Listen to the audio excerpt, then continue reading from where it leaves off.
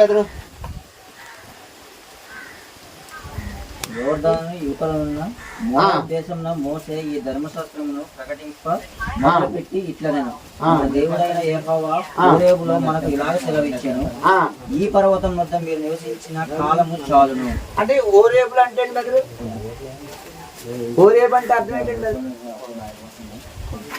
సేనాయి అరణ్యంలో ఇలా ప్రకటించాడు అన్నాడు. ఎక్కడ ప్రకటించాడు? ఇది మనకి నిర్గమాకాండం 19 దగ్గర నుంచి మనం చదువుకుంటూ వెళ్తే తెలుస్తుంది. ఆ సంగతిని జరిగిపోయిన సంగతులను చెప్తున్నాడండి. అంటే జరిగిపోయిన సంగతులండి. ఏమని చెప్తున్నాడు? హోరేబు నుండి వెళ్ళమని చదువుకురండి బెదరు. మీరు తిరిగి ప్రయాణమై అమోరీయుల మన్యమునకును అరాబలోను మన్యములోను లోయలోను దక్షిణ దిక్కునున్న సముద్రంలోనున్న గ్రామలన్నిటికీ కనాను దేశమునకును లేబనోకును మహానది అయిన యూఫ్రటీసు వరకును వెళ్ళండి అన్నాడు. అంటే ఇప్పుడు ఏం చెప్తున్నాడు? ఎక్కడ చెప్పాడు ఈ మాట? ఎక్కడ చెప్పాడండి ఈ మాట? సంఖ్యాకాండంలో చెప్పాడు. 10 అధ్యాయం 10 వచ్చిన ప్రయాణం సాగించారు కదండి. అంటే ఇప్పుడు నిర్గమాకాండం జాతి గుర్తు పెట్టుకోండి, లేవి కాండం, నిర్గమాకాండం 19 అధ్యాయం నుండి లేవి కాండము, సంఖ్యాకాండం 10 అధ్యాయం 10వ వచనం వరకు ఎక్కడ జరిగింది ఇదంతాను? సేనాయి పర్వతం యొద్ద ఇవన్నీ జరిగాయి బాబు. ఎక్కడ జరిగిందండి? లేవికాండం అంతా ఎక్కడ జరిగిందండి? సేనా పర్వతం జరిగిందండి. సంఖ్యాకాండం 1 అధ్యాయం నుండి 10 అధ్యాయం వరకు ఎక్కడ జరిగిందండి? సేన వద్ద జరిగిందండి. నిర్గమాకాండం 19 అధ్యాయం నుండి సంఖ్యాకాండం 10 అధ్యాయం 10వ వచనం వరకు ఈ మధ్యన ఉన్న సంగతులన్నీ సేన వద్దే జరిగాయండి. సంఖ్యాకాండం 10 అధ్యాయం 11వ వచనం నుండి ప్రయాణం సాగించారండి వాళ్ళు. ఎక్కడి నుండి అండి? సేన వద్ద నుండి. ఆ సేనాయనే హోరేబు అంటున్నాడు. మీరు హోరేబు నుండి బయలుదేరి వెళ్ళండి అని చెప్పాడు కదా అనేసి జరిగిపోయిన చరిత్రను చెప్తున్నాడు. అంటే హోరేబు నుండి వెళ్ళమని దేవుడు ఇశ్రాయేలులకు చెప్పుట అన్నాడు. 9వ వచనం నుండి 9వ వచనం నుండి 18వ వచనం వరకు, 9వ వచనం నుండి 18వ వచనం వరకు ఏం చెప్పాడంటే హోరేబులో న్యాయాధిపతులు నియమించడం గురించి చెప్పాడు. హోరేబులో న్యాయాధిపతులు నియమించడం గురించి చెప్పాడండి. ఇది ఎక్కడ జరిగిందండి? ఇది బెదరు మీకు అర్థమవుతుందండి? బెదరు అర్థం కావట్లేదా? అర్థమవుతుందండి బెదరు? చెప్పండి, సమాధానం చెప్పండి బాబు, మీకు ఉంటుంది. అంటే వాడు గుర్తుపెట్టుకోండి, ఈ 1 నుండి 4 అధ్యాయాలు జరిగిపోయిన చరిత్రను చెప్తున్నాడు. మన అవుట్లైన్ చూసుకున్నాం కదండి.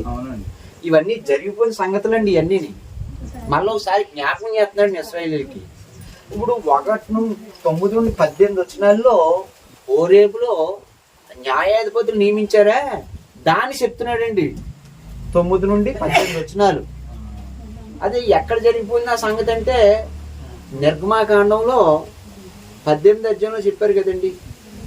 న్యాయాధిపతులను నియమించండి, 50 మందికి ఒకరినే, 100 మందికి ఒకరినే, 1000 మందికి ఒకరినే నియమించడం జరిగింది చెప్పాడు. మోసే మామ ఆలోచించాడు కదండి. అది చెప్పాడండి. ఇందులోను జరిగిపోయిన చరిత్ర అది. అంటే జరిగిపోయిందంటే మనల్ని ఎక్కడ రిపీట్ చేస్తున్నాడండి. అది అర్థం చేసుకోవాలండి. అర్థమైందండి బెదరు? అంటే పొద్దుడి సాయంత్రం జనం అంతా ఉండుకొని మనవాడు ఒకడే న్యాయం చేస్తున్నాడు, గొడవలని తీరుతున్నాడు. మోసే మామ వచ్చి ఏం చేశాడు? బాబు ఇలాగ చచ్చిపోతారో, ప్రజలు కూడా చంపేస్తావు నువ్వు, అలా కాదు, 50 మంది ఒకరిని తీర్పుని పెట్టు, 100 మందికి ఒకరిని పెట్టు, 1000 మందికి ఒకరిని పెట్టు. ఒకవేళ ఏదైనా వీళ్ళందరూ తీర్చడానికి కేసు ఏదైనా ఉంటే నీ దగ్గరికి, అటు సుప్రీంకోర్టు హైకోర్టులు ఎలాగున్నాయి అలాగా అది చెప్పాడు కదండి అక్కడ. దాన్ని ఇక్కడ జ్ఞాపకం చేస్తున్నాడండి. ఇక్కడ ఏం కదండి, చదివితే మనం ముందుకు వెళ్ళలేవండి. ఇది జరిగిపోయిన చరిత్రలు కాబట్టి మీరు చదివేసుకుంటే ఆల్రెడీ నిర్గమాకాండం చదువుకున్నారు కాబట్టి అండి ఈ చదివితే అర్థమైపోతాయండి. అంటే ఇప్పుడు వరకు నేను ఒక్కొక్క అధ్యాయంలో ఏమో చెప్పాను, ఆ అధ్యాయంలో పేరాలు డివైడ్ చేస్తున్నానండి ఇప్పుడు నేను. అంటే 1 నుంచి 4 అధ్యాయం ఉపోద్ఘాతం ఉంది, 5 నుండి 8 అధ్యాయాలు హోరేబు కొండ నుండి వెళ్ళమని దేవుడు చెప్పడం ఉంది, 9 నుండి 18 వచనాల్లో హోరేబులో న్యాయాధిపతులు నియమించడం గురించి చెప్తున్నాడని చెప్తున్నానండి. అర్థమైంది కదండి? ఓకే, 19వ వచనం నుండి 19వ వచనం నుండి ఒక వచనం ఇవ్వండి, చదవండి. 19వ వచనం. మనం హోరేబు నుండి సాగి మన దేవుడైన యెహోవా మనకు ఆజ్ఞాపించినట్లు మీరు చూసిన ఘోరమైన మహారణ్యముల నుండి వచ్చి అమోరీల మన్నెపు మార్గమున కాదేశు బర్నేయకు చేరితిమి. అంటే ఎక్కడి నుంచి వచ్చారు ఇప్పుడు వాళ్ళు? హోరేబు నుండి కాదేశు బర్నేయ వరకు చేరారండి. అంటే ఈ 19వ వచనంలో హోరేబు నుండి ఎక్కడికి వచ్చారంటే వాళ్ళు కాదేశు బర్నేయకు వచ్చారని చెప్తున్నాడండి. బర్నేయకు వచ్చిన ప్రయాణం గురించి చెప్పాడండి. జరుగుతుందండి, జరిగిపోయిందా? ఇది జరిగిపోయిందండి, ఇది జరిగిపోయింది చెప్తున్నాడండి. 20వ వచనం నుండి 46 వరకు 20 వచనం నుంచి 46 వరకు వేగుల వారిని పంపించిన విషయం గురించి చెప్పాడండి. వేగుల వారిని పంపించిన విషయం చెప్పాడండి. పంపించిన విషయం ఇది ఎక్కడ జరిగిందండి బెదరు? వేగుల వారిని పంపించడం ఎక్కడ జరిగిందండి? ఏ పుస్తకంలో జరిగిందండి? ఇది సంఖ్యాకాండం 13, 14 అధ్యాయాలు చెప్పాడండి. అక్కడ జరిగిపోయిన దాన్ని ఆ పూర్వం జరిగిన చరిత్రలన్నీ మనకు ఇప్పుడు ఏం చేస్తున్నాడండి? చివరిసారిగా మోసే వాళ్ళకి వివరిస్తున్నాడండి.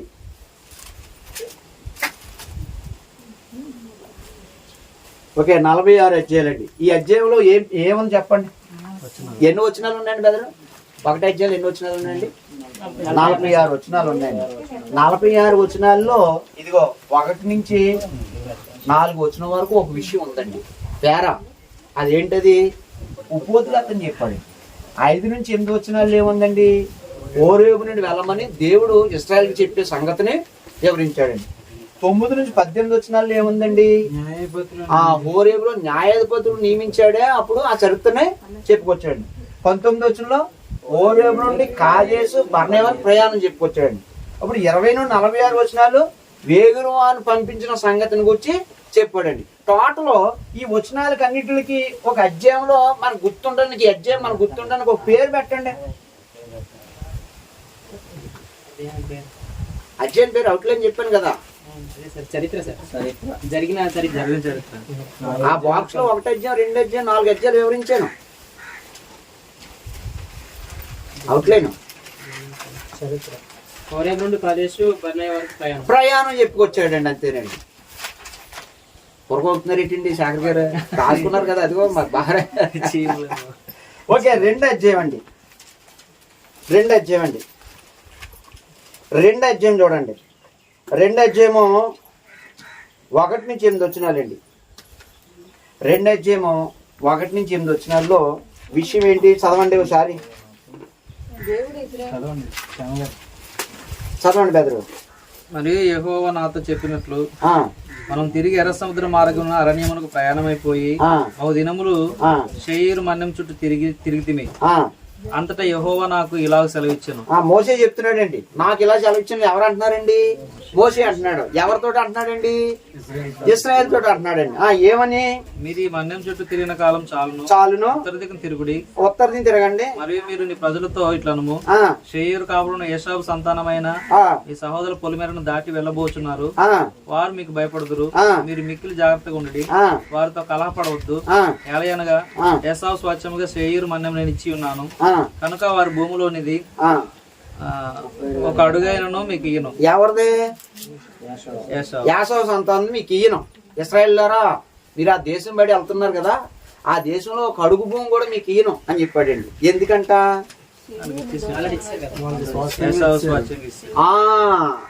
యాసవ స్వాస్థ్యానికి అది ఇచ్చేసిన భూభాగాన్ని, అందులో మీకు అడుగు కూడా ఈయన. ఆ దేశం నుంచి మీరు వెళ్తున్నారు కానీ ఈయన కానీ ఒక పని చేయాలి. మీరు అక్కడ చూడండి ఆహారం కొని తినవచ్చు. డబ్బులు ఇచ్చి ఆహారం కొనుక్కొని మీరు ఉచితంగా తీసుకోవచ్చు. రోగులు ఇచ్చి వారి యొద్ద నీళ్లు సంపాదించుకుని త్రాగవచ్చు. రోగులు ఇచ్చి వారి యొద్ద నీళ్లు అంటే డబ్బులు ఇచ్చి ఆహారం కొనుక్కోండి, డబ్బులు ఇచ్చి నీళ్లు కొనుక్కోండి. ఇప్పుడు డబ్బులు ఇచ్చి నీళ్లు కొనుక్కుంటున్నాం అండి మనం. వచ్చేసి నేను అమ్ముతాను కదా. అందరండి బాబు వాటర్ ప్లాంట్ మెయిన్ అందరు ఇప్పుడు లీటర్ నీళ్ళు ఎంత అండి? 20 రూపాయలండి. లీటర్ 20 రూపాయలండి. నీళ్ళు కొనుక్కుంటున్నాం లేదండి? అప్పుడు కొనుక్కున్నారండి అవి. ఇప్పుడు మాస్క్ వేసుకుంటున్నాం కదండి, మాస్క్ లేవి గంటలు లేదండి, మాస్క్ మూతికి కట్టుకొని మాస్క్ అప్పుడే ఉందండి. మాస్క్ రోగుల దగ్గరికి వెళ్ళండి, మాస్క్ పెట్టుకోవాలని బైబిల్ చెప్పింది. బైబిల్ అన్నీ ఉన్నాయండి, అన్నీ ఉన్నాయండి. ఏడు ముద్ర ఉందండి బైబిల్లో? ఉందండి. యోగు గ్రంథంలో ఉంది కదండి, మనుషులందరూ చేతులు బిగించి ఆయన ముద్ర వేసి ఉన్నాడండి, ఉంది కదండి. ఇప్పుడు వాసన ఆ కుక్కలకు పెట్టాడండి, మనుషుల కింద పెట్టలేదు చెప్పండి. ఇప్పుడు నేను అది చేసేసానండి, లేదా ఏదో చేసి పోయానండి, అమాయకుడు ఆయన బయట అయిపోతాడండి. అందుకని ఏం చేశాడండి, మనిషికి ఒక వాసన పెట్టాడండి. ఆ వాసన చూడడానికి కుక్కలకు పెట్టాడు, మనుషులకి ఎందుకు పెట్టలేదండి?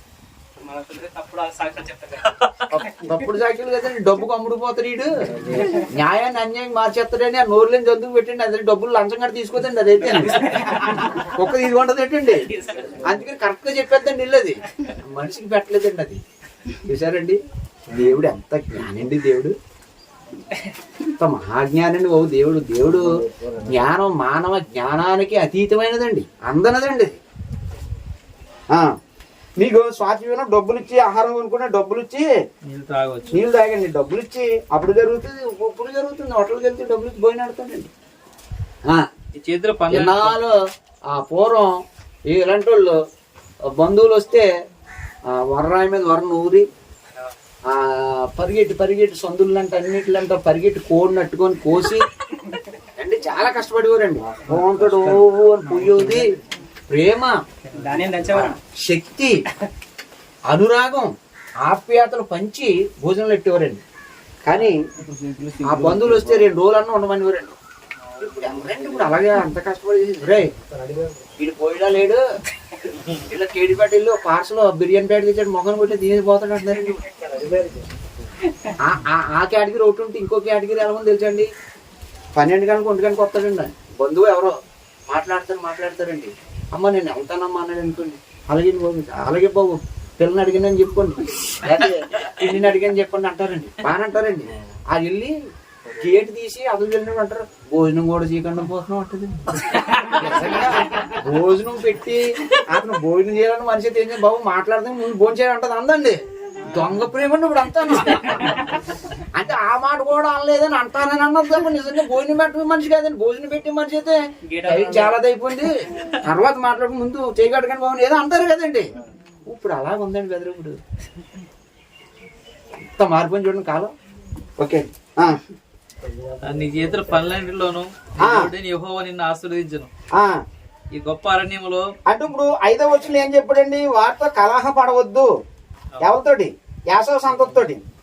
ఎందుకనండి, వాళ్ళు మీరు సహోదరులే, అన్నదమ్ములు బిడ్డలే. ఇప్పుడు ఇశ్రాయేల్ అందరూ యాకోబు బిడ్డలు, యాసవ సంతానం అంతా బ్రదర్స్ కదండి. మీరిద్దరు అన్నదమ్ములు బిడ్డలు, వాళ్ళతో కైమందరంతో వాళ్ళ భూమి మీకేమన్నా. ఎందుకంటే వాళ్ళు మీ పెదనాన్న బిడ్డలు వాళ్ళంతాను, వాళ్ళకి ఆ భూమిని ఇచ్చేసాను అడుక్కోడేమను. అందులోకి వెళ్ళేటప్పుడు డబ్బులు ఇచ్చి వాళ్ళ దగ్గర ఆహారం కొనుక్కోండి, డబ్బులు ఇచ్చి నీళ్ళు తాగండి, అంతే. ఉత్తి మాత్రం వాళ్ళది ఏది తీసుకొచ్చి న్యాయం ధర్మం. థ్యాంక్స్ అండి కదా. దేవుడు ఎంత ఆలోచిస్తున్నాడు చూడండి. మీరు రోగులిచ్చి వారి యొద్ద ఆహారం కొనుక్కొని తినవచ్చును, రోగులిచ్చి వారి యొద్ద నీళ్లు సంపాదించుకొని త్రాగవచ్చును. నీ చేతులు పడినట్లు నీ దేవుడిని యెహోవా నిన్ను ఆస్వాదించును అన్నాడండి. అంటే ఇప్పుడు 5వ వచనంలో ఏముంది చెప్పండి విషయం. 1 నుంచి 8 వచనాల్లో పేరాలో ఏముంది చెప్పండి, ఒక విషయం చెప్పండి. మీరు ఎట్టండి పేరాకి పేరు. ఇప్పుడు ఇగో ఈ పేరాకి పేరు మీరు ఎట్టండి 2 అధ్యాయంలో. అంటే ఒక పేరాని ఎలా డివైడ్ చేయాలి చెప్తున్నాను చూడండి మీకు బుక్ని. చూడండి 5వ వచనంలో చూడండి ఏమన్నాడో. వీళ్ళు వెళ్తున్నారండి. ఎక్కడికి వెళ్తున్నారండి? ఎర్ర సముద్రం మార్గమున అరణ్యకు ప్రయాణమైపోయి బహుదులు సేయరు మన్యము చుట్టూ తిరుగుతుండ. అంటే యాసావు ప్రాంతానికి వెళ్ళారండి. వెళ్ళినప్పుడు ఏం చెప్తున్నాడండి వాళ్ళతోటి, మీరు భయపడండి, వాళ్ళు మీకు భయపడతారు, వారితో మీరు ఏమందద్దు, గొడవ పడద్దు. 5వ వచనం చెప్తున్నాడండి. యాలి అనగా యాసావుకు స్వాస్థ్యముగా సేయారు మన్యం నేను వాళ్ళకి ఇచ్చేశాను, వారి భూమిలోనిది 1 అడుగును మీకు ఇయ్యను అన్నాడండి. అంటే ఇప్పుడు ఏం చెప్పాడు చెప్పండి. అక్కడ 5వ వచనంలో ఉందండి నా పేరకు విషయం. అంటే యాసావు భూభాగంలో ఏమి ఉన్నాడండి, అడుగు కూడా మీకు ఇయ్యను, అడుగు కూడా ఇయ్యను అని చెప్పాడండి. అన్నాడండి. ఎందుకు అన్నాడండి? యాసవ్ సంతానానికి ఆ భాగాన్ని సిఆర్ మన్ను అంతాలకి ఇచ్చేసాను అని చెప్పాడు. 9వ వచనం నుండి అండి. 9వ వచనం ఒకటేనండి. బెదరం మీరే పేరు ఎట్టండి. 9వ వచనం ఒకటే. స్త్రీలన్నా చెప్పొచ్చండి. మనం తిరిగి మోయాబు అరణ్యమునకు ప్రయాణము చేయుచుండగా యెహోవా నాతో ఇట్లనెను, మోయాబీయులను బాధింపవద్దు, వారితో యుద్ధం చేయవద్దు, లోతు సంతానమునకు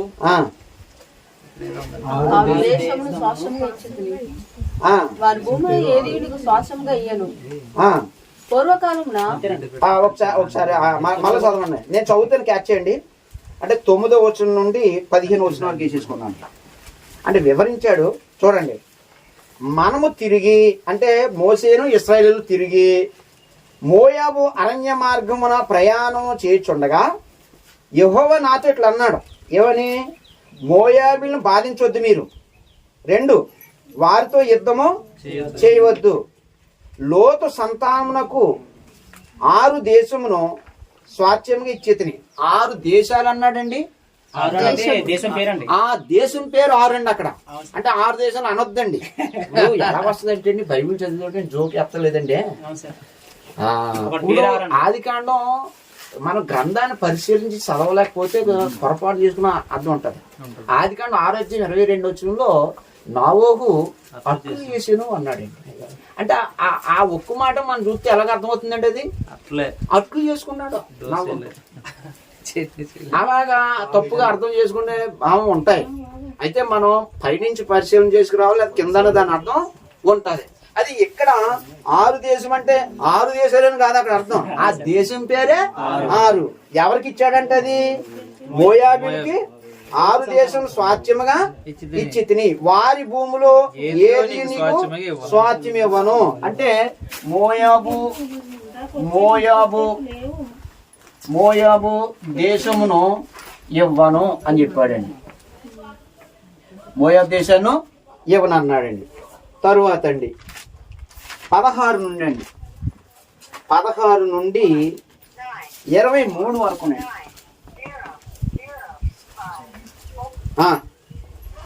16 నుండి 23 వరకు 18 వచ్చిన చదవండి బెదరు. ఇక్కడ చిన్న విషయం బెదరు.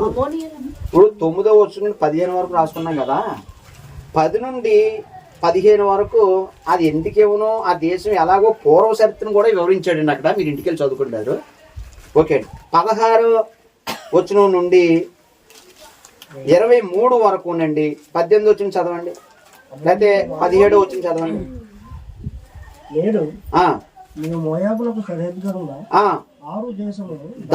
దాటుకోచున్నావు.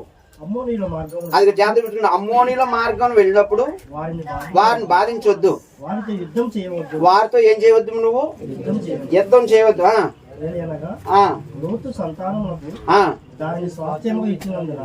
ఏ దేశాన్ని అండి? 6 దేశం దాటిన తర్వాత ఏదవుతుందండి? అమ్మోనీల మార్గం వెళ్ళినప్పుడు వారిని బాధించవద్దు, యుద్ధం చేయవద్దు, స్వాస్థ్యం ఇచ్చినందున అమ్మోనీల దేశంలో నీకు స్వాస్థ్యం ఇయ్యను. అంటే అమ్మోనీల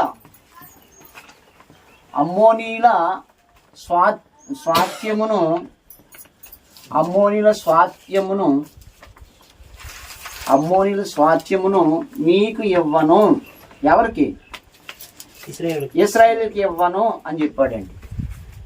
అప్పుడు అది పూర్వం వివరిస్తున్నాడండి.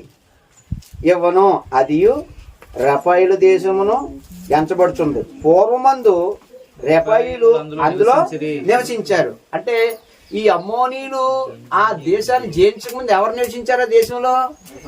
రెఫాయిలు. అప్పుడు వీళ్ళు వెళ్ళి యుద్ధం చేసి దేవుడు ఆ దేశాన్ని వీళ్ళకే స్వాస్థ్యం ఇచ్చాడు, నేను ఇవ్వను మీకు అన్నాడు. అంటే ఇప్పుడు ఎన్ని దేశాలు అన్నాడండి? ఒకటే యాసవ దేశంలో భూభాగం మీకు ఏమి ఇవ్వను. 2 మోయాబీల దేశంలో భూభాగం మీకు ఏమివ్వను. 3 అమ్మోనీయుల దేశ భూభాగమును మీకు ఇవ్వను. ఎందుకంటే యాసావు సంతతి అంతా మీ పెదనాన్న బిడ్డలు వాళ్ళకి ఇచ్చేశారు. మరి మోయాబీలు ఎందుకు ఇవ్వనన్నాడు? వీళ్ళు లోతు సంతతే, వాళ్ళకి ఇచ్చేసాను. అది మరి ఇది ఎందుకు ఇవ్వడు? అమ్మోనీలది, అమ్మోని కూడా లోతు సంతతే, మీకు ఇవ్వను అన్నాడు. మీకు వేరేది ఉంది, కనాన్ దేశాన్ని మీకు ఇస్తాను, దానికి వెళ్ళండి, ఈ రోజుకి వెళ్ళొద్దు, వాళ్ళతో గొడవలు ఆడద్దు మీరు అని చెప్పాడు. వీళ్ళు వెళ్తున్నారనమాట అండి. ఇది జరిగిపోయిందంతా చెప్పుకొచ్చాడు. తర్వాత అండి 24 నుండి 37 వరకునండి, 24 నుండి 37 వరకు సీహోను జయించుడిని కూర్చి చెప్పాడండి బెదరు.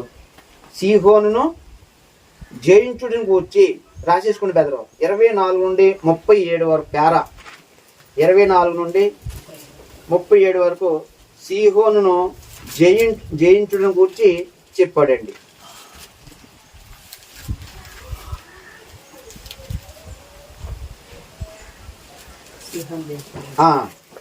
అప్పుడు 2 అధ్యాయంలో ఏముందండి బెదరు?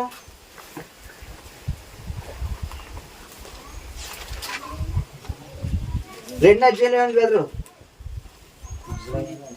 4 విషయాలు ఉన్నాయండి. ఒకటే యాసో భూభాగం నియమనం, 2 4 3 4 సీహోనును. ఈ 4 కలిసి ఈ అధ్యాయానికి ఒక పేరు పెట్టండి. అంటే మోయాబు, ఏదోము మోయాబు అమ్మోనీల స్వాస్థ్యము నీకు ఇవ్వను. 2 సీహోను జయించును గూర్చి అని 2 అధ్యాయం రాసేసుకున్నారు ఇందాక అవసలేను. అయితే ఇప్పుడు రాసుకోండి, ఇలా రాసుకోండి. అంటే ఇది అధ్యాయం పేరు, ఈ అధ్యాయం పేరు డివైడ్ చేసాం మనం. అంటే ఈ 1 నుండి 8 వచనాల్లో ఈ విషయం ఉంది. తర్వాత అండి 9 నుంచి 15 వచనాల్లో ఈ విషయం ఉంది. 16 నుండి 23 వచనాల్లో ఈ విషయం ఉంది.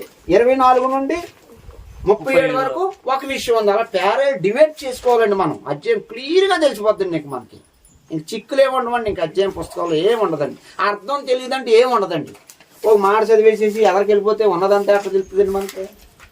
అధ్యాయం ఒక మాట చదివేసి ఇంకొక అధ్యాయానికి వెళ్ళిపోయానుకో, మరి ఉన్నాయన్ని పేరాలు ఏం చేద్దామండి అన్నీ. ఓకే, 3 అధ్యాయం అండి. 3 అధ్యాయం 1 నుంచి 11 వచనాలండి బెదరు.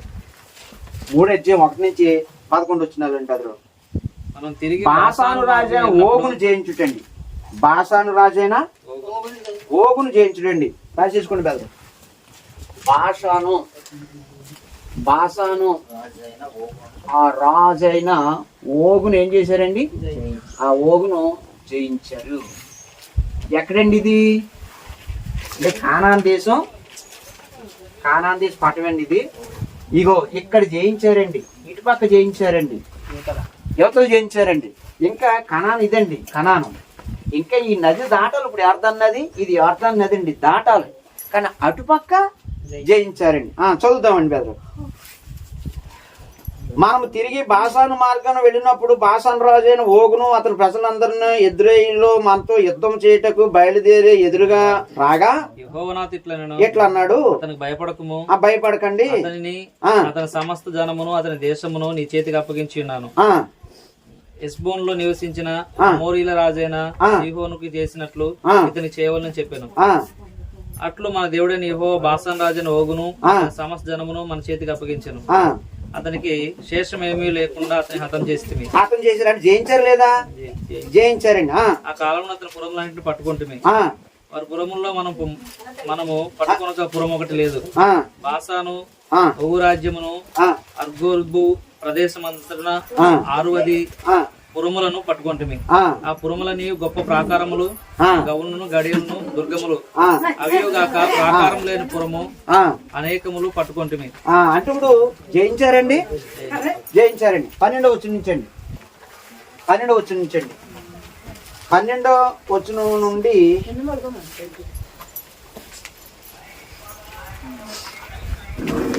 20వ వచనం వరకు అండి బెదరు.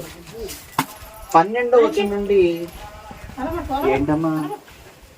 12వ వచనం నుండి 20వ వచనం వరకు అండి బెదరు. 12 వచ్చిన చదవండి బెదరు. అర్నోన్ లోయలో ఉన్న అరోయేరు మొదలుకొని గిలాదు మన్యంలో సగమును మనము అప్పుడు స్వాధీనపరచుకొనిన దేశమును దాని పురములను రుబేనీయులకు గాదీయులకు ఇచ్చితిమి. గాదీయులకును ఇచ్చితిమి. ఓగు రాజు దేశమైన బాసాను యావత్తును గిలాదులో మిగిలిన దానిని అనగా రెఫాయిముల దేశమనబడిన బాసాను అంతటిని అర్గోబు ప్రదేశం అంతటిని మనష్య అర్ధగోత్రం ఇచ్చితిని. ఓకే, అంటే ఇప్పుడు ఇదిగండి ఓసారి ఈ రెండో పాఠం తీయండి బెదరు. తీసారండి బెదరు, తీసారండి బెదరు. 6 చూడండి, బాక్స్ అండి, బాక్స్ చూడండి, బాక్స్ చూసారండి. దాను ఎక్కడ ఉందండి? అక్కడ ఆ పైన ఉంటుంది చూడండి, పైన భాషను పైన ఉంటుంది చూడండి అండి, ఉందండి. అంటే ఇదిగో దాను ఈ భూభాగాన్ని పనిచేశారండి ఇక్కడ. తర్వాత అండి, తర్వాత ఇంకెవరన్నారండి? రూబేన్ చూడండి, రూబేను ఒకటి ఎక్కడ ఉందండి? మృత సముద్రం దగ్గర ఉంది చూడండి, మోయాబు పైన రూబేను ఉందండి. ఇదిగో ఈ భూభాగం ఈ రూబేన్ గోత్రాన్ని పంచారండి. దాను గోత్రానికి ఇది పంచారండి. దాను గోత్రం పంచిన భూభాగం ఎవరిదంటే బాసాను రాజైనా ఓగు భూభాగం అండి. అప్పుడు ఒకటే మృత సముద్రం దగ్గరది మోయాబు రాజైనా భూభాగం అండి. అప్పుడు ఇంకా ఇంకొక అర్ధగోత్రం ఉందండి. అర్ధగోత్రం ఎవరండి? మనష్య. 11 చూడండి, గిలాదు దగ్గర ఉంది చూడండి, గిలాదు 11. ఇక్కడ ఎవరండి? మనసే అర్ధగోత్రం. అర్ధగోత్రం అంటే అండి బెదర్, అర్ధగోత్రం అంటే అండి శేఖర్ గారు ఇవాళ నన్నే కొట్టేటండి అనుకుంటున్నాను, జస్ట్ గారు రాలేదండి. అర్ధగోత్రం అంటే అండి చాలా తెలివైన వాళ్ళు అండి మీరు, చాలా తెలివైన వాళ్ళు. నువ్వు వెనకడికి ఎవడో నాలాడో స్కూటర్ పెట్టాడంటే ఆడు 4,000 చెప్పాడంటే అండి, మళ్ళీ అమ్మనానండి 10 సంవత్సరాల తర్వాత మళ్ళీ అదే స్కూటర్ పెట్టాడంటే అండి.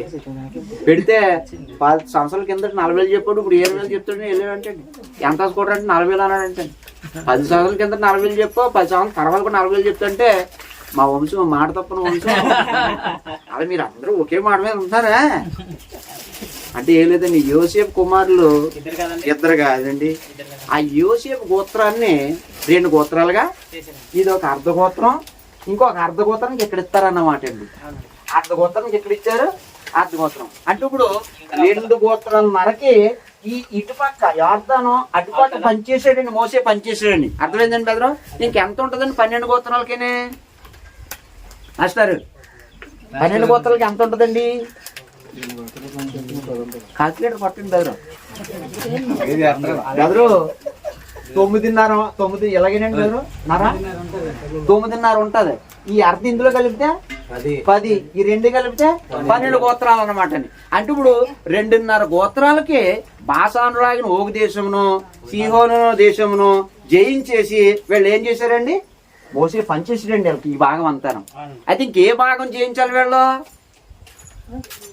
ఈ యార్దాను దాటొచ్చి ఈ కనాన్ దేశం జయించి ఈ 9.5 గోత్రాలకి పంచాలి. ఇప్పుడు ఇది యెహోషువ గ్రంథం చెప్తుందండి.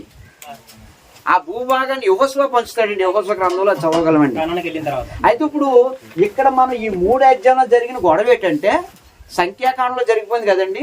ఇదిగో బాసాను రాజు ఓగును సీహోను జయించాం కదా, ఆ భూభాగాలు మనం జయించేసి రూబేను గోత్రానికి దాను గోత్రానికి మనసే ఆర్ద్రగోత్రానికి మనం పనిచేసాం కదా అనేసి ఆ జరిగిపోయిన చరిత్రను ఈ 3 అధ్యాయంలో చెప్తున్నాడు. అర్థమైంది కదండి గారు? ఇంకా అంతకంటే అర్థం చెప్పలేదు. చరిత్ర కదా సార్, సింపుల్గా చెప్పాడు. చరిత్ర కదండి అడుగుతుంటే చెప్పట్లేదు. బెదరు అర్థమవుతుందండి? బెదరు అర్థమవుతుందండి? ఓకే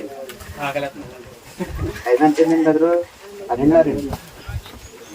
ఓకే ఓకే అంటే ఇప్పుడు ఆ 12 నుండి 17 వరకు 20 వరకు ఏం చెప్పాడండి బెదరు? ఏం చెప్పాడండి బెదరు? అంటే రాసేసుకుని బెదరు రూబేను దాను మనసే అర్ధగోత్రం వారికి స్వాస్థ్యం పంచుడు గురించి జరిగిపోయిన చరిత్రను చెప్పాడండి. రాసుకున్నారండి బెదరు? రూబేను దాను మనసే అర్ధగోత్రం స్వాస్థ్యం పంచిపెట్టుడా. ఇది ఇక్కడ బాసాను రాజైన ఓగుని జయించారండి, సిహోన్ జయించారండి. ఆ భాగాలను ఎవరికి పనిచేశారండి? ముగ్గురికి పనిచేశారండి. ఓకే, 23 నుండి 29 వరకు, 23 నుండి 29 వరకు, 23 నుండి 29 వరకు కానానులో ప్రవేశం అడిగినప్పుడు దేవుడు నిరాకరించుట. 23 వచ్చింది, చదవండి బెదరు. ఆ కాలం అంటే ఏ కాలం అండి బెదరు? ఈ పనిచేసిన తర్వాత ఇంక ఈ భూభాగం అంతా పనిచేసాడు కదండి. ఇంకే భాగం ఉందండి? కానాను ఇది జయించాలండి. ఇంక ఇదంతా పనిచేసాడు మోసేలకి. ఈ భాగం అంతా అయిపోయింది. ఇంక ఈ భాగాన్ని పంచుకోవాలి. ఇప్పుడు ఇక్కడ నుంచి ఇక్కడ వరకు పంచుకోవాలి 9 గోత్రాలున్నారు వాళ్ళు. ఇప్పుడు మోసే మిగిలిపోడండి. ఇక్కడ ఇశ్రాయేలు ఉన్నారు ఇంకాను. అప్పుడు నువ్వు కానాన్ దేశం వెళ్ళొద్దు అని చెప్పాడు కదండి సంఖ్యాకాండంలోను. ఇప్పుడు ఈ భాగాన్ని పంచుదలోకి ఈయన కూడా కొత్త కొత్తలు ఆడుతుంది అన్నమాట. మోసేకి ఏమంటున్నాడు చూడండి. మరియు ఆ పనిచేసిన కాలమున నీ మహిమను నీ బలమును నీ దాసుని కనపచ్చు పెట్టి ఉన్నావు. ఆకాశం అందే గాని భూమి అందే గాని చేయి క్రియలను చేయగల దేవుడెవడు? నీవు చూపు పరాక్రమమును చూపగల దేవుడెవడు? నేను అద్దరికి వెళ్ళి యోర్దాను అవతలున్న ఈ మంచి దేశమును మంచి మన్యమును ఆ లెబానోను చూచినట్లు దయచేయమని నేను యెహోవాను బతిమాలు కొనగా. అంటే పని చేసిన దీన్ని ఏమంటాడండి వాళ్ళలో? అయ్యా అయ్యారా చెప్పు అంటాడా? నేను మంచి దేశానికి వెళ్ళొస్తానయ్యా, చూస్తానయ్యా, ఎన్నో సంవత్సరాలు కష్టపడి దాని మీద ఆనందంగా వచ్చానే, నన్ను నది దాటొద్దు అన్నయ్యా అని బతిమాలుకుంటున్నాడండి. దేవుడిని ఎవరో మోసే దేవుడేమన్నాడు చూడండి. యెహోవా మిమ్మల్ని బట్టి మీద కోప్పడి నా మనవి వినకపోయాను. అంటే నేను ఎలా మొరపెట్టాను, మేమే కోపడి నా ప్రార్థన సమాధానం అనలేదే. మాట్లాడికి ఇంకా నది దాటక్కర్లేదు, కాలితే ఇక కొండకి చూసు అన్నాడు. అంతేగాని నది దాటొద్దు అన్నాడండి. నది కావాలి దాటొద్దు అన్నాడండి. నువ్వు అంతా తహదాలు ఆడుతున్నావు, నన్ను ఎంతగా మాట్లాడుతున్నావు కదా, అలా కొండెక్కి అలా చూడు అంతే, వెళ్ళొద్దా నేను వచ్చాను. ఎవరు కంటికి కనిపించే కానాన్ దేశానికి దేవుడు మాట వినకపోతే వెళ్ళొద్దన్నాడంటే, మరి దేవుడు అనుభవిస్తున్న నిత్యత్వాన్ని మనం అనుభవించాలంటే మనం ఎంతగా ఉండాలండి బెదరు? కానాన్ దేశం విలువైనదా, పరలోకం విలువైనదా?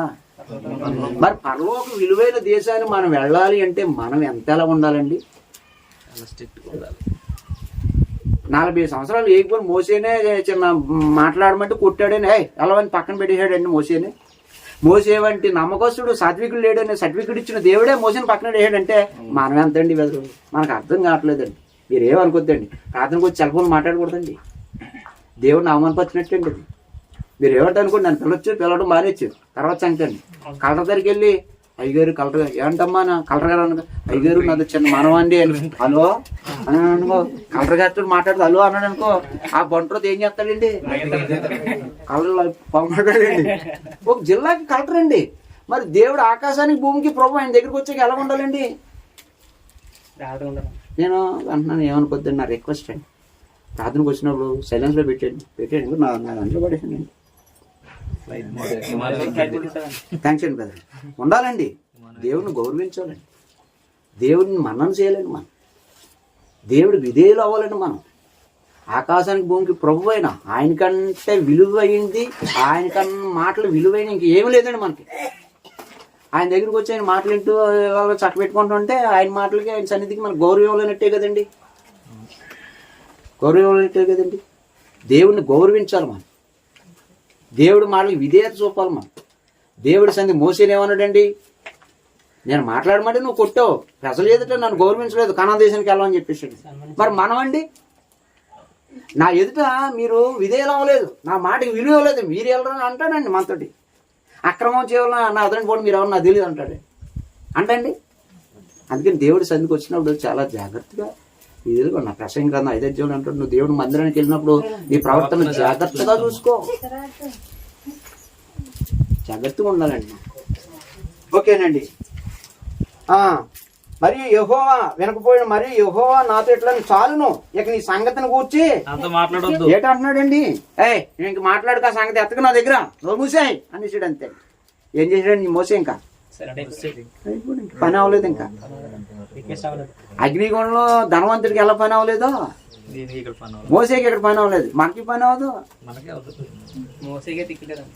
మోసే అంతలోడికే దిక్కులేదండి. థ్యాంక్స్ అండి బెదరు. మనకి ఎక్కడండి, మన ఆప్టల్ కదా మనం ఆయన పాదం కింద మట్టి రావతో కూడా సరిపోవనండి.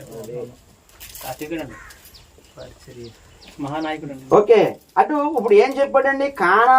కానానులో ప్రవేశము గూర్చి మోసే అడిగినప్పుడు దేవుడు నిరాకరించుట అని రాసుకుని బెదరు 23 నుంచి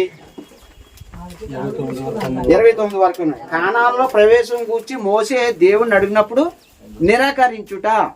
అప్పుడు ఈ 3 అధ్యాయం పేరు ఏం పెడతారండి బెదరు? ఈ 3 అధ్యాయం పేరు ఏం పెడతారండి బెదరు? బాషాను రాజైన ఓగుని జయించి యోర్దాను తూర్పు భాగం రూబేను గాదు మనసు అద్గోత్రం వారికి స్వాస్థ్యం ఇచ్చిన. బెదరు నేను ఎలాగ రాస్తున్నాను అలాగే రాసుకుని బెదరు, మీకు క్లియర్గా ఉంటుంది బుక్. ఇదేమో అధ్యాయం పేరు. ఈ అధ్యాయంలో వచనాలు పేరాలు డివైడ్ చేస్తాం అన్నమాట. మనం అలా క్లియర్గా రాసుకోండి. అలా క్లియర్గా రాసుకుని చదువుకోవడం కూడా బాగుంటుంది. ఇలా కలిపి రాసేసుకున్నారు అనుకోండి, రేపు చదువుకోవడానికి కూడా తెగమాకుండా అనిపించేస్తుందండి. నిజమేండి బెదరు, నిజమేండి. ఇది ఎలా రాసుకోండి, అధ్యాయం పైన ఎట్టుకోండి, ఇక ఖాళీ చేసుకోండి, అది వచనాలు కింద వేసుకుని ఇలా రాసుకోండి. అప్పుడు ఈ అధ్యాయం పేరు ఇక్కడ రాసుకుంటే ఈ అధ్యాయంలో ఈ ఉన్నాయా అలాగండి. అంత క్లియర్గా ఉంటే మీకు బాగుంటుందండి. ఓకే అండి. ప్రవేశం కొరకు మోసే దేవుడిని అడిగినప్పుడు నిరాకరించుట అన్నాడు కదండి. అయ్యా నేను వెళ్తాను చూస్తాను మంచి దేశం అంటే మాట్లాడుతున్నాడు కదండి. 3 అధ్యాయం పేరేంటి బెదరు? బాషాను రాజైన ఓగును జయించుట, యోర్దాను తూర్పు భాగమున రూబేను గాదే మనసు అద్గోత్రం వారికి స్వాస్థ్యము పంచుట రాసుకోండి.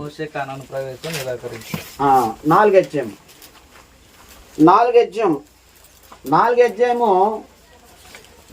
అధ్యాయము 1 నుండి 4 అధ్యాయము 1 నుండి 40 అధ్యాయం వరకు 40 అధ్యాయం వరకు దేవుడిచ్చిన నిబంధనను మేరకూడదని మోసే ఇశ్రాయేలుకు చెప్పుట.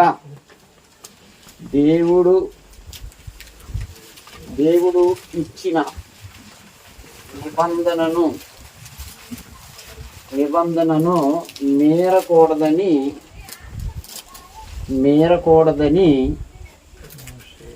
మోసే ఇశ్రాయేలుకు చెప్పుట. మోసే ఇశ్రాయేలులకు చెప్పుట. బ్రదరు అంటే మీరు ఏమనుకోద్దండి, మీకు తెలుసు. ఒకవేళ నా డౌట్ రాస్తున్నాను. ఇప్పుడు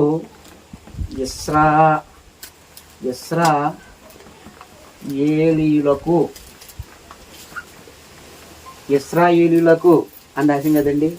దీన్ని ఇశ్రాయేలీయులకు అని షార్ట్ కట్ అండి.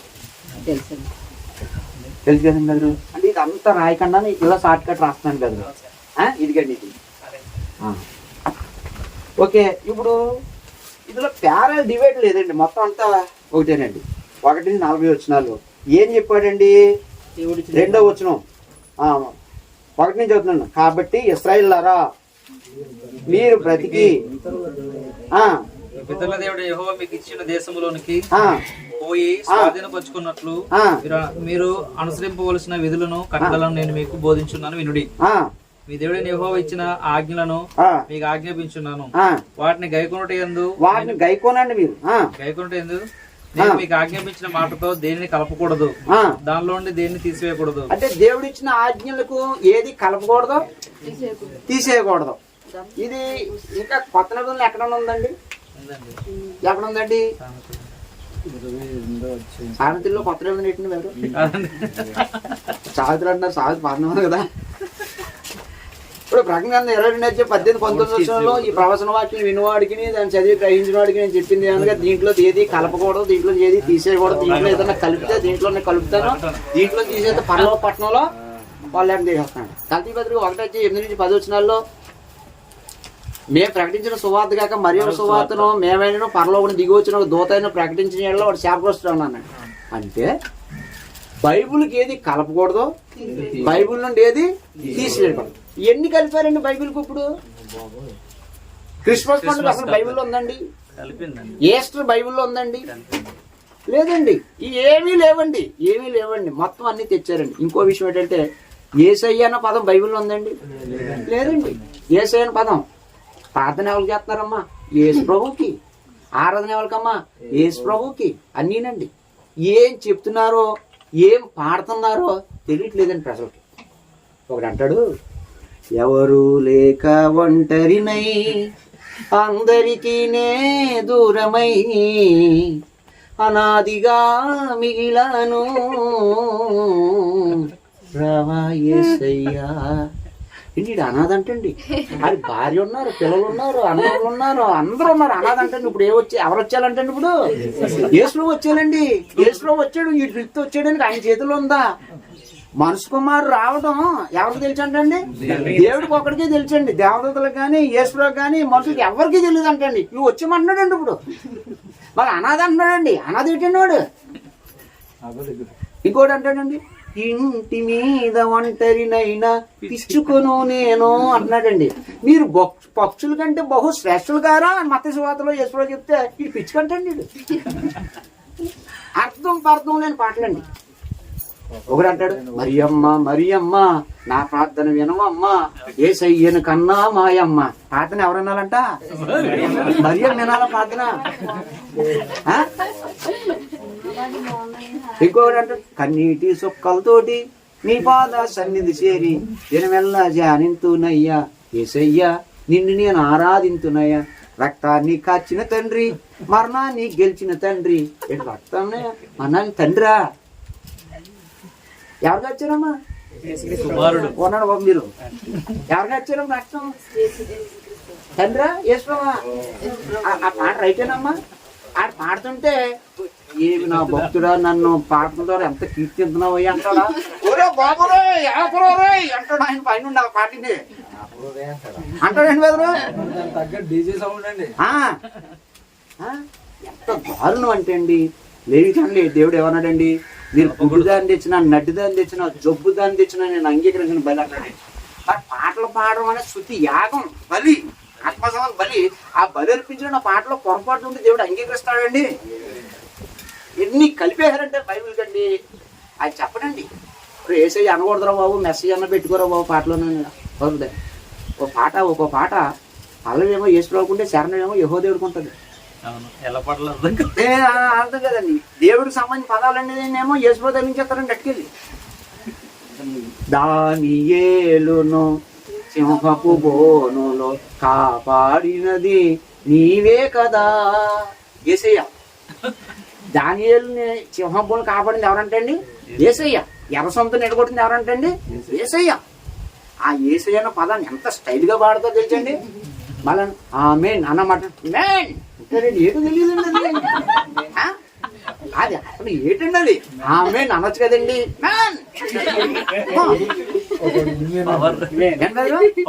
పవర్ అండి. ఎంత దారుణం అంటే అండి అది. అది వేసదారులు అండి. అది అంతానండి. బైబిల్కి ఎన్ని కలపకూడదండి, కలపకూడదు. నువ్వు కొత్త ఫిలాసఫీ తేవకూడదండి. బైబిల్లో దేవుడు ఏది రాయించాడో దాన్ని వివరించి చాలండి, అంతేనండి. అలాగైతే నువ్వు క్షేమంగా ఉంటావు, లేకపోతే పోతావు అంతే. ఇప్పుడు కొత్త ఏ తెచ్చి తగిలించేస్తున్నాడు దీనికి అక్కర్లొద్దండి. అందులో రాయించింది చదివి వినిపించి చాలు. కొత్త ఎందుకండి? దేవుడు రాయించింది ఇస్తే చాలు. అందులో తీసేయక కలిపి చెరిపోకుండా ఉంటే చాలండి నువ్వు చేసేది ముందు. అదంటారండి. ఎంత కలిపేసి శాపం తెచ్చేస్తున్నారంటే అండి వాళ్ళు ఇష్టమండి. ఇంకా అలా చేసేస్తున్నారు.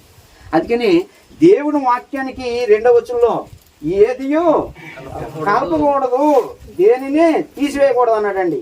6వ వచనం అండి, ఈ కట్టడలన్నిటినీ గైకును అనుసరించి వాటిని కూర్చి విని జనముల దృష్టికి అదే మీకు జ్ఞానము, అదే మీకు వివేకము.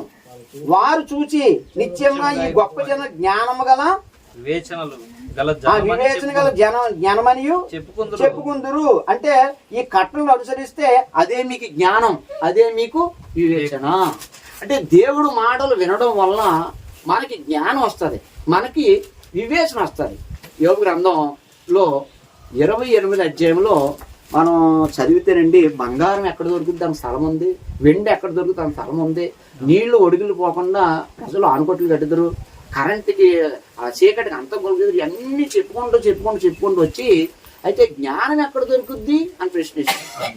ఆ చివరి వచనంలో అంటాడు, యెహోవాలో భయభక్తులు కలిగి ఉంటే జ్ఞానము దుష్టత్వాన్ని విసర్జించి విడిచిపెట్టితే వివేచన అన్నాడండి. ఈ నెలలో జరిగింది మా దగ్గర యోగగ్రంథం చదువుతుందండి ప్రతి నెలలో మధ్యాహ్నం వరకు రండి చదవండి. నిన్న జరిగిందండి.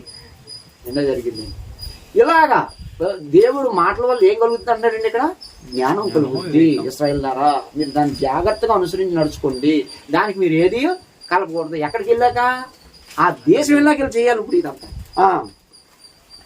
తర్వాత అండి బెదరు 12వ వచనం నుంచి అండి బెదరు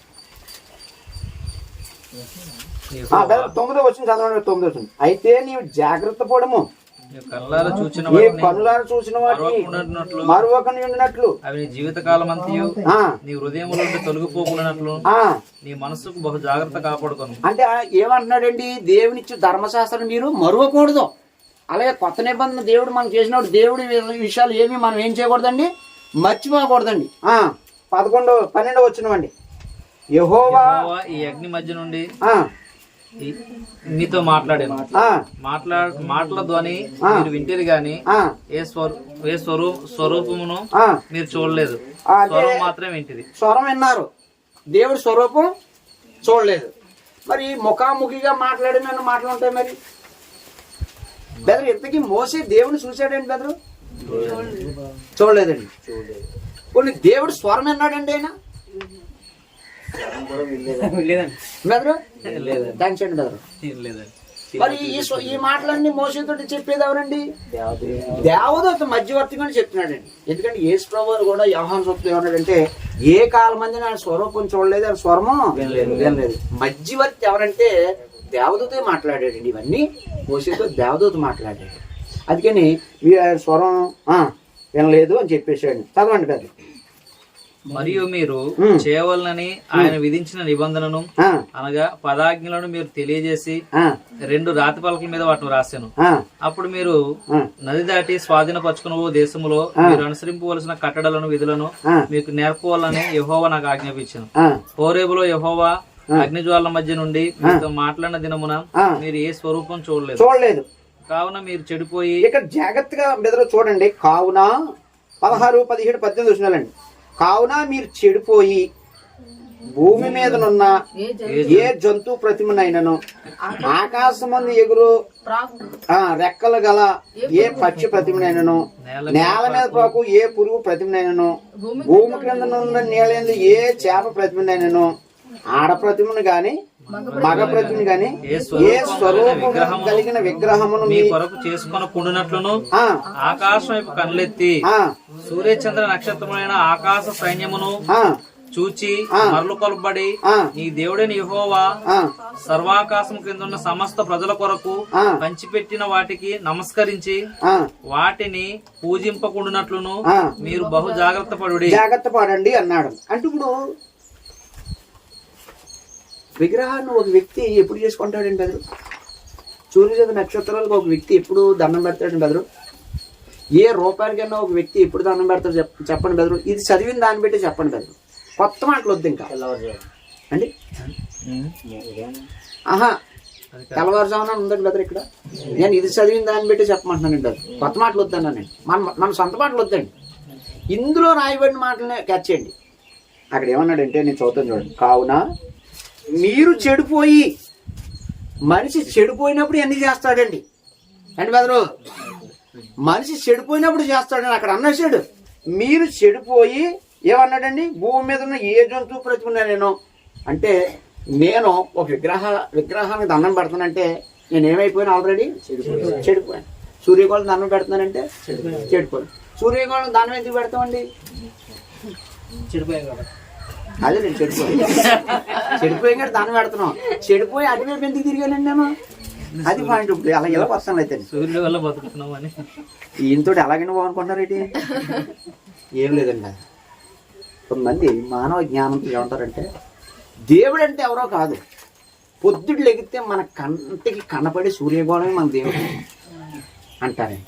అప్పుడు పొద్దున్న లేదు కాళ్ళు చేలు కడుక్కొని సూర్యదేవుడా నీ ఎలుగు వల్ల నేను బ్రతుకుతున్నాను, నీ కాంతి వల్ల నేను బ్రతుకుతున్నాను, నువ్వే నాకు కనబడి దేవుడు అని దండం పెట్టుకుంటారండి.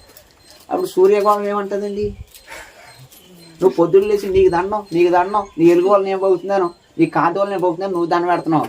సూర్యగోళం ఏమంటుందండి, గుడ్ మార్నింగ్, నీ పేరేం పేరమ్మా,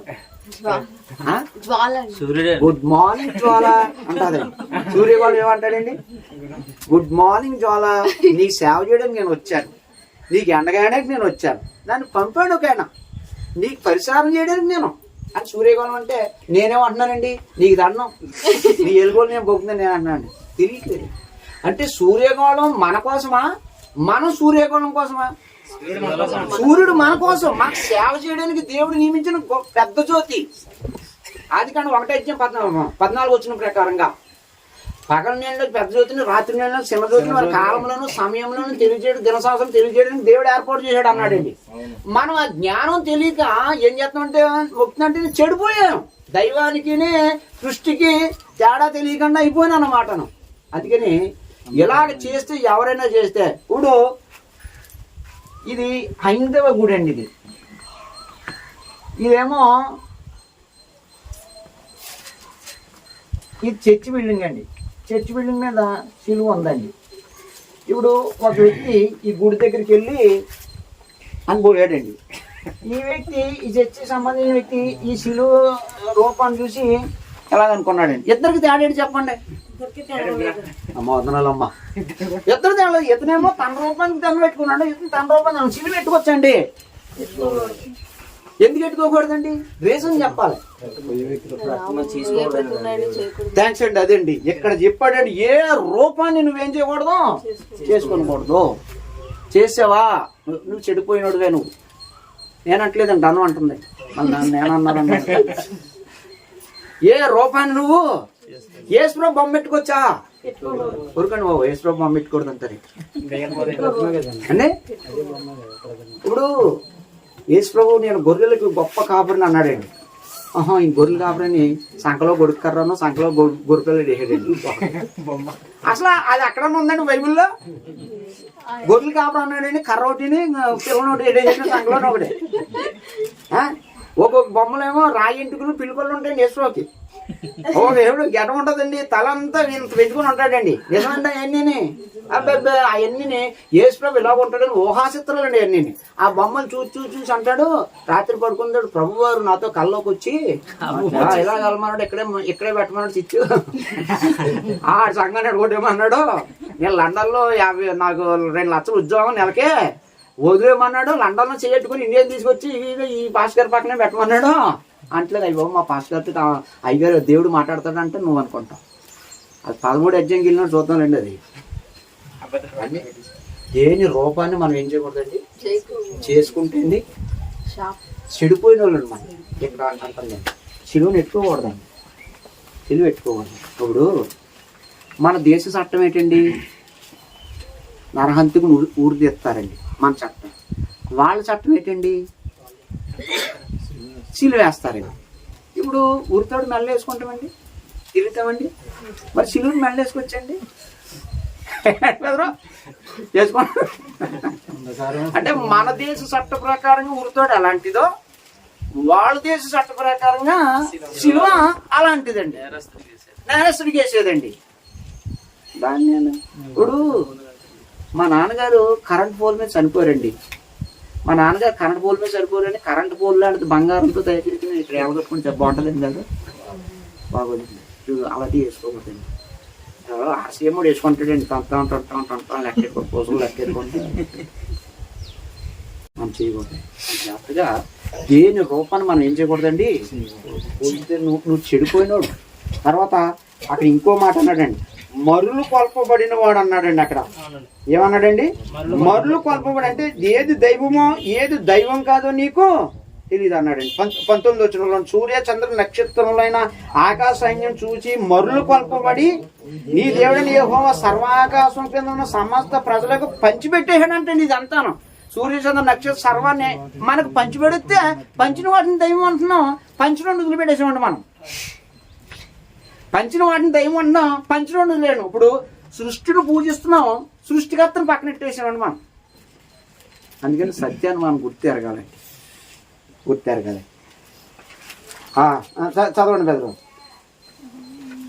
21 అండి. మరియు యెహోవా మిమ్మును బట్టి నా మీద కోపపడి నేను యొర్దాను దాటకూడదని నీ దేవుడైన యెహోవా స్వాస్థ్యం నీకు ఇచ్చు నీ మంచి దేశంలో ప్రవేశింపకూడదని ప్రమాణం చేశాను. కావున నేను ఈ యొర్దాను దాటకుండా ఈ దేశంలో చనిపోదును. మీరు దాటి ఆ మంచి దేశమును స్వాధీనపరచుకునేదారు. మీ దేవుడైన యెహోవా మీకు ఏర్పరిచిన నిబంధన మర్చి ఈ దేవుడైన యెహోవా నీకు ఆజ్ఞాపించినట్లు ఏ స్వరూపమును కలిగిన విగ్రహం అయినను చేసుకోనుకున్నట్లు మీరు జాగ్రత్త పడవలను. ఓకే, ఇప్పుడు 2 ఒక మనిషి ఎప్పుడు చెడిపోతాడండి? ధర్మశాస్త్రాన్ని మర్చిపోయినప్పుడు మనిషి చెడిపోతాడు. మనిషి చెడిపోయి ఏం చేస్తాడండి? ఇవన్నీ చేసుకుంటాడండి. అప్పుడు దేవుడి కోపం ఏం చేస్తుందండి? రగిలిపోద్దండి. రగిలిపోయి ఏం చేద్దండి? ఆ దేశంలో ఉండకుండా చేసేద్ది. కాబట్టి మీరు ఏం చేయకూడదండి? దేవుడిచ్చిన నిబంధనను ఏం చేయకూడదండి? మర్చిపోకూడదు అన్నాడు. 5 అధ్యాయం అండి. 5 అధ్యాయం అండి. 5 అధ్యాయం. మోసే ఇశ్రాయేలు అందరిని పిలిచి ఇక్కడ జాతి గుర్తు పెట్టుకోండి. అంటే ఎవరితోటి ఎవరు ఏం చేస్తున్నాడో గమనించాలి. ఇక్కడ మనం ఇశ్రాయేల్ మోసే అంటున్నాడు, ఇశ్రాయేల్ అందరు పిలిచాడు. ఎవరు పిలిచారండి? మోసే. ఎవరిని పిలిచాడండి? నిన్ను నన్న ఇశ్రాయేల్, ఓన్లీ ఇశ్రాయేల్ ఇశ్రాయేల్ పిలిచాడు. పిలిచి ఇట్లా ఇశ్రాయేల్లారా నేను మీ వినికుడులు నేడు చెప్పుచున్న కట్టలను విధులను విని వాటిని నేర్చుకుని అనుసరించి నడవండి. మన దేవుడని యెహోవా మనతో నిబంధన చేశాను. మన దేవుడని యెహోవా హోరేబులో మనతో చేశాడు. ఎవరితో చేశాడు నిబంధన? ఇశ్రాయేల్తో. ఎక్కడ చేశాడండి? హోరేబ్ అంటే సేనా పర్వతం దగ్గర చేశాడు. మనతో చేశాడు. తర్వాత ముందు వాళ్ళతో చేయలేదు ఈ నిబంధన. అంటే అబ్రాహాము ఇస్సాకు యాకోబులతోటి చేయలేదు ఈ నిబంధన, మనతోటే చేశాడు. యెహోవా మన పితరులతో కాదు. అదిగో మన పితరులు అంటే ఎవరండి? అబ్రాహాము, ఇస్సాకు, వాళ్ళతో కాదు ఈ నిబంధన. మరి ఎవరితో చేశాడండి? నేడు ఇక్కడ సజీవమైన మనతోనే నిబంధన చేశాడు. అంటే ధర్మశాస్త్రం అని ఎవరితో నిబంధన చేశాడండి? ధర్మశాస్త్రం నిబంధన ఓన్లీ ఇశ్రాయేల్ తోటనే. అబ్రాహాము, ఇస్సాకు, యాకోబులతో లేదండి నిబంధన. ఓన్లీ ఇశ్రాయేల్ తోటే. ఇంకెవరితో చేయలేదండి? అన్యులతో చేయలేదండి. ఓన్లీ ఇశ్రాయేల్కే. ఏదైనా డప్పులు వాయించాడు, డాలపులు అంటే ఆ దావీదు వాయించాడు కదా అంటాడండి. దావీదు ఎంతో రోజు సున్నత చేయించుకొని నువ్వు చేయించుకున్నా? దావీదు శనివారాన్ని ఆరాధన చేయాలి, నువ్వు ఆదివారం చేస్తున్నావు. సత్యవాక్యం సరిగా వివరించిన పాట ఉంటుంది చూడండి, యూట్యూబ్లో నాది ఉంటుంది. చీవచ్చి నచ్చిపాటు మూర్తి వస్తుంది, అందులో ఉంటాయి నా పాటలు చూడండి. మనతో నిబంధన చేసాను. యెహోవా మన పితరులతో కాదు, దేవుడు ఇక్కడ సజీవమైన మనతోనే ఈ నిబంధన చేసాను. యెహోవా కొండ మీద అగ్ని మధ్య నుండి ముఖాముఖి మీతో మాట్లాడగా మీరు అగ్నికి భయపడి ఆ కొండ ఎక్కలేదు కనుక యెహోవా మాట మీకు తెలియజేయటకు నేను యెహోవాకును మీకును మధ్యగా నిలిచి ఉండగా యెహోవా ఇలాగ సెలవిచ్చాను. దాసుల గృహమైన ఐగుప్తు దేశంలో నిన్ను రప్పించిన దేవుడిని యెహోవా నేనే. ఇప్పుడు ఒకటి, దేవుడైన యెహోవాను నేనే. ఒక ఆజ్ఞ ఇది. 10 ఆజ్ఞలో ఒక ఆజ్ఞ. దాసులు గృహమైన ఐగుప్తు దేశంలో నుండి రప్పించిన దేవుడైన యెహోవాను నేనే, ఇంకెవరు కాదు, మిమ్మల్ని రప్పించింది నేనే అన్నాడు. 2 నేను తప్ప వేరే దేవుడు మీకు ఉండకూడదు. నేను 2 ఆజ్ఞ ఏంటండి? నేను తప్ప వేరొక దేవుడు నీకు ఉండకూడదు అన్నాడండి. 2 ఆజ్ఞ ఉండకూడదు అన్నాడండి. ఇది మనకు వర్తిస్తుంది బెదరు. ఇది ఈ ఆజ్ఞ అండి బెదరు వర్తిస్తుంది. పితరుల యుగంలో సర్వశక్తి గల దేవుడని ప్రత్యక్షమయ్యాడు. ధర్మశాస్త్ర యుగంలో యెహోవా అనే నామం ద్వారా ప్రత్యక్షమయ్యాడు. క్రైస్తవ యుగంలో తండ్రి అయిన దేవుడిగా ప్రత్యక్షమయ్యాడు. ఆయా కాలాలను బట్టి ప్రత్యక్షమయ్యాడు. అయితే ఇప్పుడు ఈ ఆజ్ఞ మనకు వచ్చేస్తుందండి అమ్మ? డౌట్ ఏమొద్దండి, మీరేం మాట్లాడండి బెదరు. ఏమైనా గొడవ వస్తుందో అయితే ఎందులో మాట్లాడదు. నేను తప్ప వేరే దేవుడు నీకు ఉండకూడదు అనేది మనకు వర్తిస్తుంది. వర్తిస్తుందండి. దేవుడు అక్కడే, ఏ దేవుడు లేడు. అయితే ఇప్పుడు మనకి దేవుళ్ళు కాని దేవుళ్ళు ఉన్నారు తెలిసండి. చెప్పండి. ఫిలిప్పీ పత్రికలో కడుపు దేవుడు అనే దేవుడు ఉన్నాడు. చాలా మంది ఈ దేవుడి కోసం బ్రతకరండి, ఈ దేవుడి కోసం బ్రతుకుతారండి. ఈ కడుపు దేవుడు ఉన్నాడే, ఈ కడుపు దేవుడి కోసం బ్రతుకుతారండి. ఏంటి బాబు అంటే పని బాబు అంటాడండి. ఆ పని దేనికోసం? కడుపు దేవుడు. చాలా మంది కడుపు దేవుడి కోసం బ్రతుకుతారండి. దరిద్రం అయిపోయి మట్టిలో కలిపి కడుపు దేవుడి కోసం బ్రతుకుతారు. అసలు దేవుడిని విడిచిపెడతారండి. ఒక్కొక్కడికి తృప్తి ఉండదండి, ఇంకా తృప్తి ఉండదండి. యేసు ప్రభు దారంట పోయేటప్పుడు ఏంటి బెదరు కడుపు దేవుడి గురించి కన్ఫర్మ్ కాదండి, అవన్నీ కన్ఫర్మ్ చేసుకుంటాడండి బాబు. ఖర్చు మరి ఊరికండి బెదరు, తీయండి బెదరు, 3 అధ్యాయం తీయండి బెదరు. తీసారండి బెదరు. 17 వచ్చి నుంచి చదవండి బెదరు. సహోదరులారా, మీరు నన్ను పోరు నడుచుకోండి. మేము మీకు మాదిరి ఉన్న ప్రకారము నడుచుకున్న వారిని గురిపెట్టి చూడుడి. అనేకులు క్రీస్తు శిలువకు శత్రువులుగా నడుచుకొనుచున్నారు. వీరిని గూర్చి మీతో అనేక పర్యాయములు చెప్పి ఇప్పుడు ఎడ్చి చెప్పుచున్నారు. నాశనమే వారి అంతము. నాశనమే వారి అంతము. వారి కడుపే వారి దేవుడు. అంటే ఇప్పుడు కడుపు దేవుడు నమ్ముకున్న వాడికి ఏంటంటే ఫలితం అంటే బెదరు. వాడు కడుపు దేవుడు నమ్ముకున్న వాడు ఎలా భక్తి చేద్దాం చెప్పండి కడుపుకి. ఇప్పుడు ఆ దేవుడు చెప్పింది గ్రంథంలో ఉందండి, ఆ దేవుడు చెప్పినట్టు భక్తి వేరేగా ఉందండి. మరి ఈ దేవుడు చెప్తే భక్తి ఎలా ఉంటుంది చెప్పండి. ఈ దేవుడి కోసం భక్తి ఉన్నదండి సార్ చెప్పండి బాబు ఆనంద్ గారు. చిన్న చిరునవ్వుతో సరిపడేస్తున్నాడు. అదండి జ్ఞానులండి పోతుంది. జ్ఞానుల కంటే జ్ఞానులు అందరూ ఏం లేదండి. కొడుకు ఏం చెప్పితే అదే చేస్తామండి. బా ప్రార్థన ఉంది ఎలా అన్నారు అనుకున్నాను. ఈ దేవుడు అంటాడు ప్రార్థన నీకేమవుతున్నాడు అంటే పని ఉంది. అది పని పని పని ఎప్పుడు ఉంటుందండి? థ్యాంక్స్ అండి కదా. రాత్రి కూడా ఉంటుందండి, పని ఉంటుందా? ఇంకా దేవుడు తెలియకుండా నన్ను క్షమించండి. దేవుడు రాత్రి కానీ రాత్రి కూడా లేకపోతే చేస్తారండి పనులు. తప్పండి. మనం ఆ రోజు కష్టపడమన్నాడు దేవుడు. దేవుడు కడతాడు. నెలకు 1 రోజు, 2 రోజులు దేవుడి సన్నిధికి వెళ్తే మనకు నష్టం ఏం పోవండి. ఇప్పుడు ఈశ్వరు అన్నాడు మనుషుడు రొట్టె వల్ల మాత్రం కాదు, దేవుడు నోట నుంచి ప్రతి మాట వలన దేవుని మాటను మనం ప్రాధాన్యత ఇస్తే మన కుటుంబ పోషణ విధానాలను దేవుడే పట్టించుకుంటాడండి. ఆ విశ్వాసాన్ని మనం లేకుండా ఏం చేస్తామంటే కడుపు దేవుడి కోసం పనులు పోతామండి. దేవుడు ప్రార్థనలు మానేస్తామండి, ఆదివారాలు మానేస్తామండి, క్లాసులు మానేస్తామండి. నువ్వు అంటే పనులు కుదరలేదండి ఎక్కువైపు. ఇప్పుడు మా అత్త మరియా ఉన్నారు, ఎసులో దారిట పోతుంటే పిలిచిందండి. మా అత్తయ్య పిలిచిందండి. అయ్యాయి అంటే నాకు పని ఉందమ్మా. అయ్యాయి రండిపోమ్మా ఇంట్లో వెళ్ళిందని కూర్చుందండి. మరియా ఆ పాదాలు పట్టుకొని ఆయన చెప్పిన మాటలన్నీ అంటుందండి. మా అత్త గిన్నెలు తోముకుంటుందండి. గిన్నెలు తోముకొని మళ్ళీ అంటదండి రిక్వెస్ట్, ప్రభువా నీకు నా మీద జాలి లేదా? నేను ఎంత కష్టపడుతుంటేనే నాకు ముందు మాట్లాడతావా అన్న అంటుందండి. మళ్ళా తీసుకొచ్చిన మనిషి ఏమో వినాలి కదా, ఆ పని చేసుకుంటుందని పోయి. కొంతమంది ఏం చేస్తారు తెలిసిన దైవజనులు ఇంటికి వస్తే పని చేసుకుంటారని పోయి వాళ్ళు చేసుకోకూడదండి. అప్పుడు మా అత్త నువ్వు అతికి పనులను పెట్టేసుకొని నువ్వు చాలా కష్టపడుతున్నావు. మరియమ్మ అయితే చాలా ఉన్నతమైన వాటిని పట్టుకుంటుంది, నువ్వు హృదయాన్ని పట్టుకుంటున్నావు మా అత్త అని చేయండి. కొంతమంది అని కష్టపడుకున్నది అంటలేదండి. కష్టపడుకోవాలి, ఒక పాళ్ళు సంపాదించుకోవాలి, మరి బిడ్డలు పోషించుకోవాలి, వాళ్ళు చదువులని ఇంట్లో ఏ పోషణాదాలు ఉంటాయి. అయితే అదే జీవితం కాదండి. దేవుని విడిచిపెట్టి అండి వ్యవహార సూత్రంలో 15 అధ్యాయం అంటాడు, నాకు వేరుగుండి మీరేమీ చేయలేరు అన్నాడు. ఇప్పుడు ఉదాహరణ చెప్తుందండి. ఇప్పుడు చెట్టు ఉందండి, ఈ చెట్టుకి ఈ కొమ్మ ఉంటేనే ఫలిస్తుందండి. ఎందుకనండి? ఈ చెట్టు నుండి జిగిరి వెళ్తుంటుందండి, దీనికి పచ్చగా ఫలిస్తుందండి. ఎంత కాయలు కాదండి, కాయలు కాస్తుంటుందండి. ఇప్పుడు ఈ కొమ్మని నరికేస్తే కింద పడిపోయిందండి. కొమ్మ అంటుంది నేను ఎరగ్గాసేస్తాను అంటుంది, కాసేస్తుందండి. ఎందుకండి కాసేస్తాను అనుకుంటుంటది కానీ దాన్ని తెలియకుండా ఎండిపోతుందండి. ఇది ఎండిపోయి చివరికి ఎక్కడ పోతుందండి? పోయిలో పోతుందండి. ఈ కొమ్మ అయితే నేను కాస్తానంటే కాస్తుందండి. ఎందుకనండి?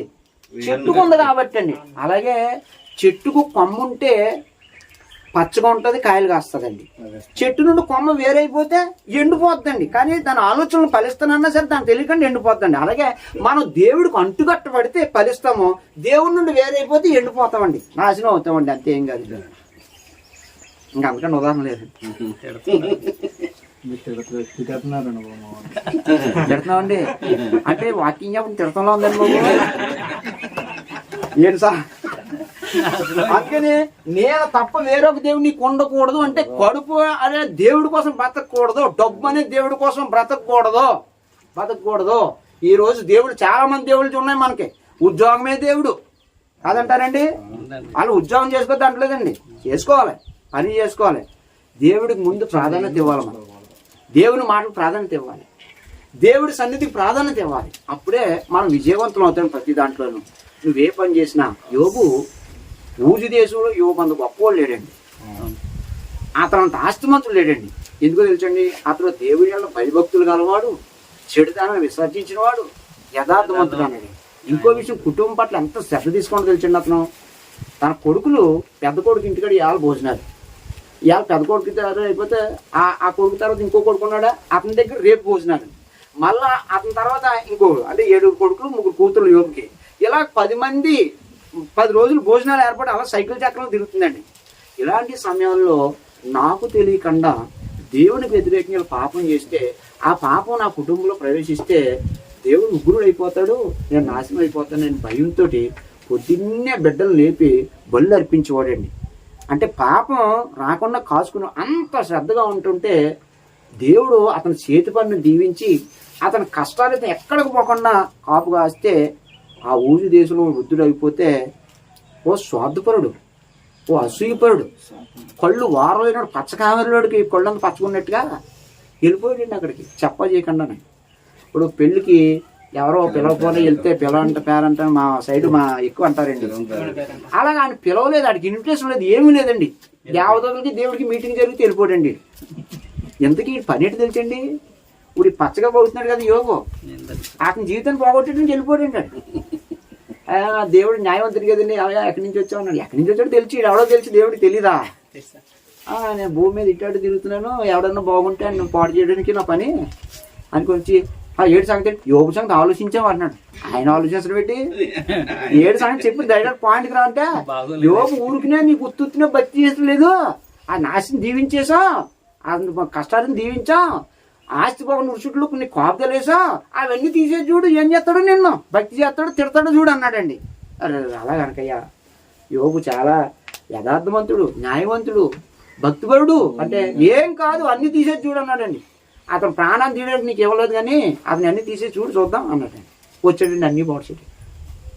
అంటే ఊజు దేశంలో యోబు అంత గొప్ప ఆస్తిమంతుడు ఎవడంటే దేవుడికి మొదటి ప్రాధాన్యత ఇచ్చాడు, దేవుడి పట్ల భయభక్తులు కలిగి ఉన్నాడు, నిజదేవుడు ఎవరో తెలుసుకున్నాడు. ఆయన యోబుకి ఎన్ని పుస్తకాలు చదివాడండి యోబు? దేవుడి పట్ల అంత భక్తి, అంత విశ్వాసం, అంత యథార్థత, అంత నీతి ఉండడానికి, చెడుతాన్ని విసర్జించడానికి ఎన్ని పుస్తకాలు చదివాడండి యోబు? ఈ 66 పుస్తకాల్లో ఎన్ని పుస్తకాలు మీరు ఉండండి సార్ అని గారు? ఒక పుస్తకం కూడా చదవలేదండి. ఏండి ఆయన పితృయుగం కదండి. అదేలే, ఇతర యుగంలో పుస్తకాలు లేవండి, ఇతర యుగంలో పుస్తకాలు లేవండి.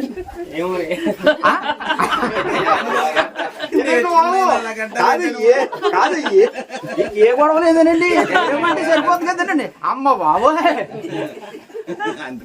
ఏమన్నాడండి అంటే ఏమంటే గొడవలు పోదు కదండి. అంటే ఎలా ఉందంటే నాకు యేసుక్రీస్తు దగ్గర ఇప్పుడు బాప్తిస్మం మీరు ఎందుకు పొందలేదు, పరలోకం వచ్చిందంటే మీరు ఎందుకు నమ్మలేదు అంటాడు. అలా చెప్పిన వాడు ఇలా చెప్పిన వాడు తెలియదంటే తులిపోద్దని అన్నారు కదండి. అలాగంటున్నాడండి. అప్రవం కాలం నాటుడండి యోగు. అప్పటికి ఏ పుస్తకం రాయలేదండి, ఏమీ లేదండి. ఏమీ లేకపోయినా దేవుడి పట్ల అంత భక్తి కలిగి ఉన్నారండి వాళ్ళు. దేవుడి పట్ల అవగాహన ఎలా తెలియదు, సర్వశక్తిమంతుడు అని అవగాహన కలిగి ఉన్నారండి వాళ్ళు. అంత భక్తులండి వాళ్ళు. అందుకే గ్రంథంలో దాఖలు అయిపోయింది వాళ్ళు. ఈరోజు మనకు 66 పుస్తకాలు ఉన్న ఆ భక్తులు ఎంత చేయలేకపోతున్నాడు మనం. కారణం ఏంటి తెలుసండి, వేరే దేవుళ్ళని అనుసరిస్తున్నాం మనం. అసలు దేవుడిని మనము అనుసరించడం, కడుపు దేవుడిని అనుసరిస్తున్నాం, ఈ లోకపరమైన దేవతను అనుసరిస్తున్నాం, యుగ సంబంధమైన దేవత. ఉద్యోగమే దేవుడు, జీవితం పనే జీవితం, పనే జీవితం, ఇంకా అదే నా పోషణ. అసలు పక్కన వేసేవాడిని కాదండి. ముందు దేవుడు ప్రాధాన్యత ఇవ్వాలి. దేవుడి విధానం ఇక్కడ క్లాస్ జరుగుతుందండి. ఎన్ని గంటలకి క్లాసు? 10 వచ్చేసి ఇవన్నీ చేయాలండి. అలా దేవుడు విధానాలు ప్రాధాన్యత ఇవ్వాలండి. నేను 2 ఆజ్ఞలు చెప్పానండి. ఒకటి దేవుడైనా యెహోవా నేనే ఒక ఆజ్ఞ. 2 ఆజ్ఞ నేను తప్ప వేరొక దేవుడు నీకు ఉండకూడదు. 10 ఆజ్ఞలు చెప్తున్నాండి. 2 ఆజ్ఞలు ఇవ్వండి. నేను ముగిస్తానండి.